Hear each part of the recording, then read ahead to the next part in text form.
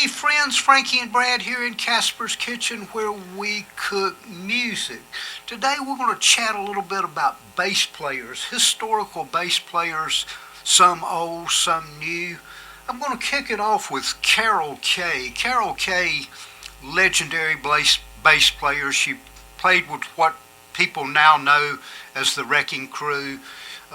She did so many bass lines to Motown music, to the British music. I think she's credited to over 1,000 different songs she's played on over the years. One of her biggest is My Girl. But Kaye was probably the first legendary bass player of the day, and not too long after that came Paul McCartney, and I'm going to let you talk a little bit about Paul that. McCartney and the Beatles. Paul can play anything and has played pretty much anything and everything. His bass playing was very technical and far ahead of its time. You can go back and listen to any of the stuff he did with the Beatles, the solo with Wings. Very technical, very classy. I always said the Beatles never tried to outplay anything. They did everything for the song. Whatever fit the song is what they did. Something that McCartney did that not a lot of bass players do is he had these bass runs almost like lead guitar runs within a song, and that may have been because he was a guitarist, but he could lay in a lead bass line in the songs so well and so tasteful. Yes, everything he did was very tasteful.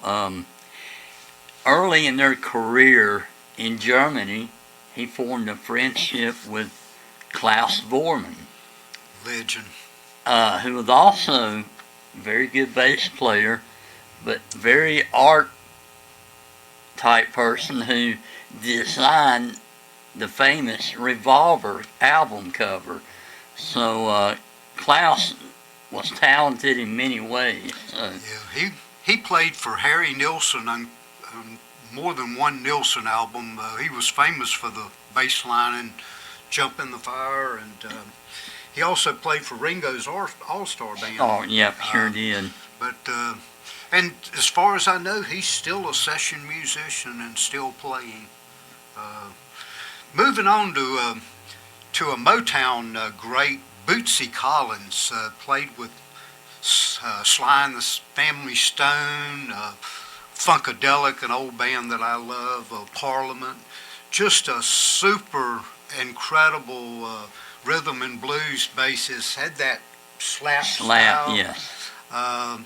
Very talented guy, and he's still around as well and still playing. And moving on to Greg Lake.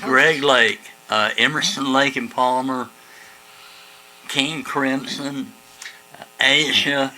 I mean, this guy has done it all. He's no longer with us, but he left a legacy of a lot of good music. That's true. King Crimson had some incredible heavy hitters. Yeah, now he played on the first two albums, and to me they were both great albums.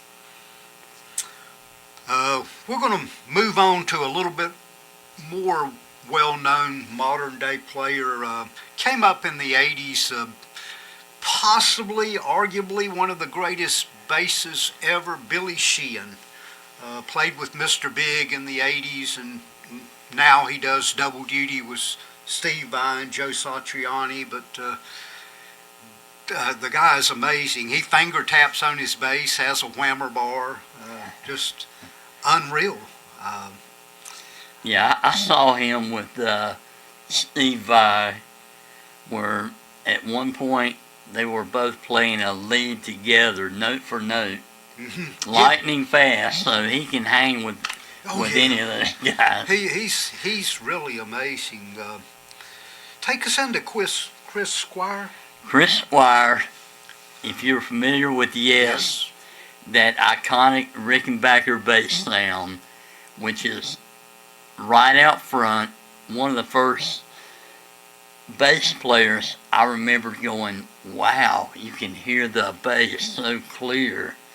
But it was that Rickenbacker sound.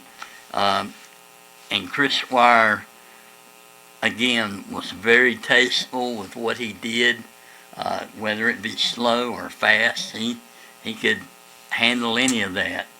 Yes was a very complex, technical, hard as hell music to play. Yeah, they were one of the first of the truly ahead of its time. Geddy Lee of Rush introduced Yes to the Rock and Roll Hall of Fame, and he said there's a reason why I play a Rickenbacker. And Geddy Lee was also one of those guys that could play anything fast, slow, tasteful. He played within the song, and that's what makes a great bass player. Greg Arama, am I saying that right? Yeah, Greg Arama and Andy Fraizer, two bass players we want to mention that are no longer with us. Greg Arama, if you remember the Ted Nugent and the Amboy Dukes, Journey to the Center of the Mind. Right.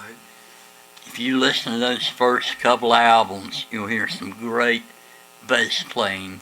Greg Arama did a lot of runs that back in those days you didn't hear a lot of bass players doing any runs like that, and he was very good at what he did, and sadly he did not live long enough to keep doing what he did.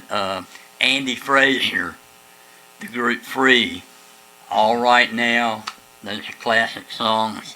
Another really good bass player who left us way too early, but another great player. Right. Well, that wraps us up today.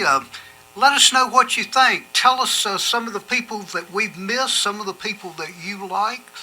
Give us your comments, and as always, thanks for your time. Subscribe to our site, and hey, give us a thumbs up. As always, have a great day.